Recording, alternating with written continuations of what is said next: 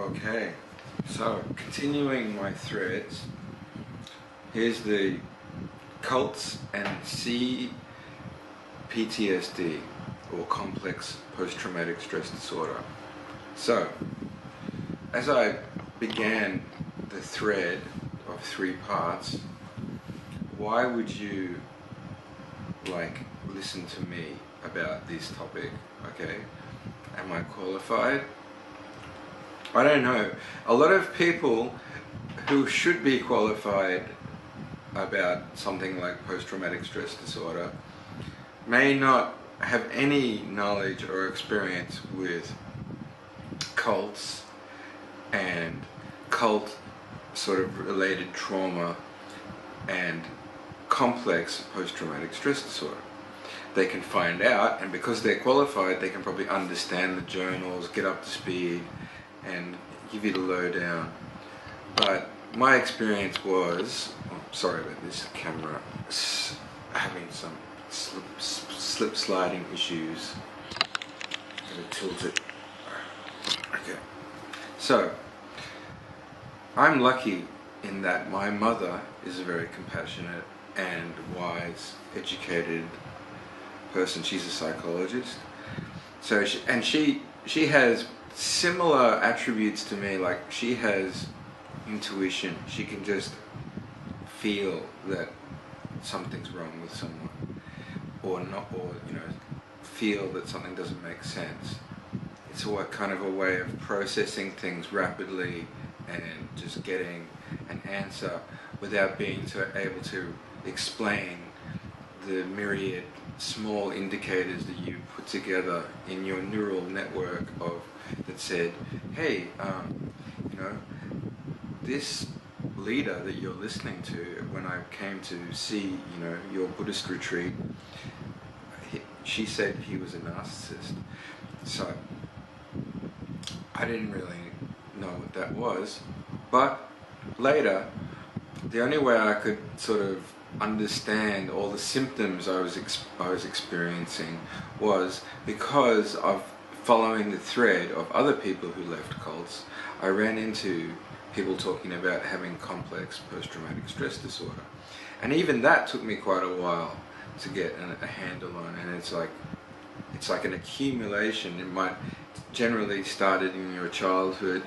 I wasn't abused as a child, or I feel like I had good parenting, but obviously, even good parenting, and just life, you're going to have difficulties, and you're, depending on what kind of personality you have, you're going to bring things with you. You're going to retain experiences that you might have been only traumatized momentarily, but they accumulate, and then it changes the way you avoid stressful situations, or when they happen and they're unavoidable, how you counsel yourself, what coping mechanisms you use. But in a cult, you really are trapped by your determination to stay on that kind of spiritual path and follow this teacher or leader, and also follow the sort of way the whole community sort of supports each other, which turns out to be more of a pressures each other and punishes people who steer away or want to leave, or keeps you isolated. So you tend to, your friends become just if only people from inside the cult, just by nature of not being around, seeing my other friends, in my case, for many years. I was studying Buddhism. It wasn't like I joined the cult. I just went to learn about meditation, and then it just goes from one thing to another until there's here's more advanced meditation, and we have these mantras and chanting, and then if you want to do this practice that we do, well, you'll have to do this empowerment, and so on and so on, until eventually you're told how much you have to trust the teacher. So that's it for the first part of this new thread, and let's go into the second part. How did I, having decided to self-diagnose as having complex post-traumatic stress disorder, where does open-mindedness come into this? Well, you know, you can't take yourself too seriously. Just because you decide I have traumatic stress disorder, or I have complex post-traumatic stress disorder. Great, if that helps, and it means that you spend time studying, listening to things, learning strategies to cope, that's a good thing. But you also don't want to pigeonhole yourself. You don't want to think that you're some kind of expert. Maybe your diagnosis is wrong. Maybe there is no one that perfectly matches. Everyone's different. Everyone has different severity, resilience. So I just took it as an open-minded kind of thing. I'm going to be open to the idea that maybe, or possibly, probably, I tended to feel probably, because of the suffering and the pattern, how much it matched up with the symptoms of complex post-traumatic stress disorder. And I'm just going to list some of these, not all of them, but I'll read them, and I'll just mention the ones that I experienced. So, I lost my ability to trust, or I even had a fear of trust, a deep fear of trust. Like, if someone asks me to trust them, now like my alert goes on, which is why open-mindedness is something I'm vlogging about, okay? Because I've always been able to expose myself to situations which other people would be scared to, because I trust my judgment, okay? But I'm more careful at the moment, and it's part of having this CPTSD. So terminal aloneness. Alright, well that's fairly, I actually tried to work with that by getting into relationships, but you know, there's also problems with that because I was a little bit naive what I was doing. Emotional regulation. I definitely already tend to have a bit of an explosive temper, but it became a bit more severe at times, especially if people ask the wrong questions or don't stop questioning me. I noticed that I'm like, stop, and then if they don't, I kind of, emotions come up. And other times just, you know, generally depression, sadness, you know. Emotional flashbacks is one, and that would require a whole section, so maybe I'll come back to that as part 3. But yes, I was having them. I didn't even know what they were. I was having flashbacks, but I was having, there's a kind of strange emotional flashbacks are like recurring moods almost, you know. Hypervigilance about people, okay, yes. Loss of faith, kind of, you know, loss of faith in people like teachers, 100% yes, loss of faith.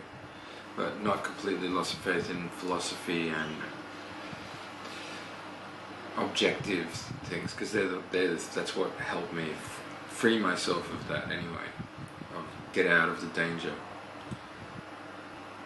Profoundly hurt inner child, yes.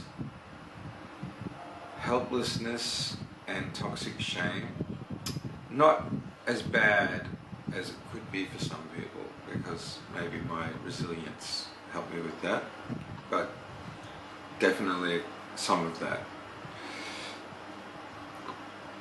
Repeated search for a rescuer. No, I did not. I guess you think about those things, but it wasn't really a big thing. Or maybe I just don't know that. See, it's not always easy to have insights about these symptoms, because some of them play out over long time frames. Dissociation is something that I would say strongly yes. It didn't happen for a while, and it took me quite a while to figure out that I was having dissociative experiences, and There's even a whole disorder itself called dissociative disorder. But actually someone educated me later that this is actually a quite powerful tool of the mind to protect itself. So you shouldn't feel bad about that happened to you. Okay, so then the more severe, so there are some severe symptoms that I'm not going to mention because they weren't really a big thing with me. But there is one, well, maybe I would mention it, called muscle armoring, which actually, I mean, I had a lot of chronic pain and muscular and funny breathing that is associated with CPTSD, but I wouldn't really be able to explain that very much other than it could be this symptom. So even now, not all of the symptoms I've really reflected on, but it just, that's, you could see why I would, because all these things, which are all quite problematic symptoms and not obvious, because I discovered that these were issues that I was dealing with, I self-diagnosed. Okay. So part 3, I said for part 3 I would talk about emotional flashbacks. And I guess, you know, I mean, post-traumatic stress disorder and flashbacks, I mean, this is where I shouldn't really talk, some might say, because I'm not qualified. But I've been helped by other YouTubers going into CPTSD, so I'm just attesting to how it was for me in case it's useful to others, and then rather than listen to me for some kind of solution, they go and find someone who understands it first. Don't assume that health professionals can help you with CPTSD. Many of them can't or won't until maybe they get a handle on it. You might want to actually just ask them for a referral or do your own research, because, as I said, it isn't that well known. You know, it's like trauma in general and abuse and post-traumatic stress disorder is something that happened to soldiers, you know, after wars. They would call it shell shock, and it happened to rape victims and beaten women, and you know. And it was just called, renamed other things, or said, you know, it didn't have a formal accepted diagnosis until recent modern history of psychology, psychiatry, and other, you know, women's health particularly was important because women started to care for each other instead of just having men tell them, oh no, it's just, you know, it's just that you have some other problem, like they used to call hysteria. There's even movies about hysteria and all. It's very strange. But they may have been experiencing flashbacks and emotional flashbacks to the point that they were debilitated by it. So there's visual flashbacks where your mind is triggered and it's transported back to the trauma and you feel as if you're reliving it. And there's like, there could be, you know, re-experiencing things in your body, pain, discomfort. You know, sometimes massage therapists often find knots, and people have been said to re-experience or release some kind of old trauma because there's some knot in their body somewhere, muscular, and then in connection with therapy, they remember, and also they may let it go, and then the knot goes away, and it's like sorted out. You know, that's something I learned about from massage therapist, because I used to get a massage once a week when I had a job in IT before I was a monk in a Buddhist place. And then since I stopped being a monk, I live in Asia, and here there's like, they have really good sort of yoga style Thai massage and stretching, and I had all these, you know, I had like frozen shoulders, which was health related, you know. The thread about keto is a lot about me healing frozen shoulder and muscle kind of stiffness that just wouldn't go away. But, you know, for all I know, it was also happened due to this whole soup of the way you take care of yourself, you know. And then emotional flashbacks in the flashback category. Emotional flashbacks, and I'm going to read from this information I've got here. The least known and understood, and yet the type complex trauma survivors can experience the most. These are where emotions from the past are triggered. Often the survivor does not understand these intense emotions are flashbacks, and it appears the survivor is being irrationally emotional. When I learned about emotional flashbacks, says the person who wrote this story, it was a huge light bulb moment.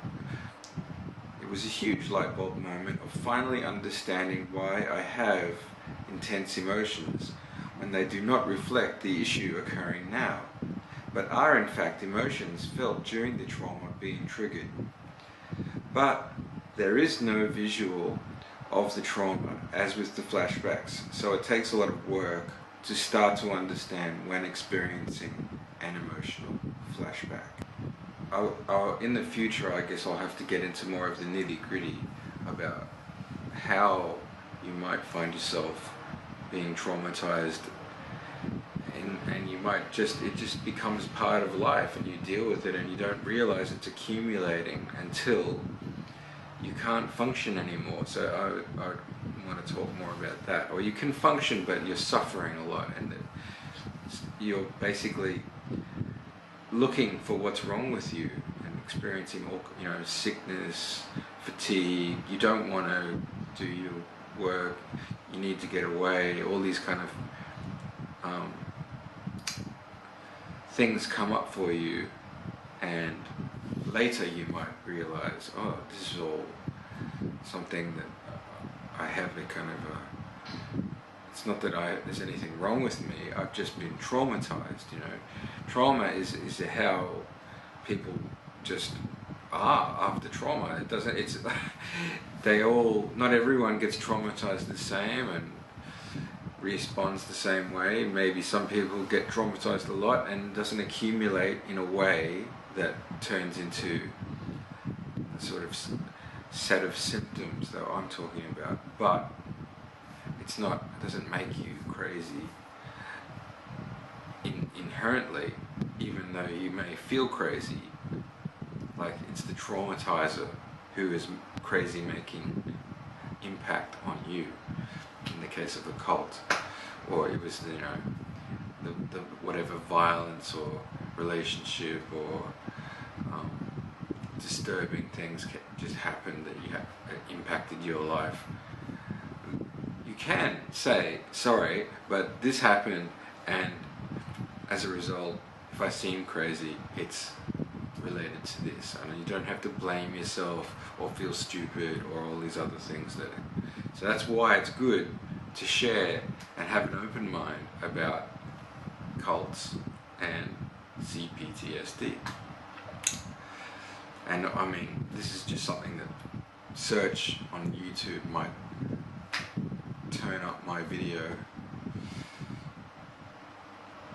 I'm not trying to become part of this community around that.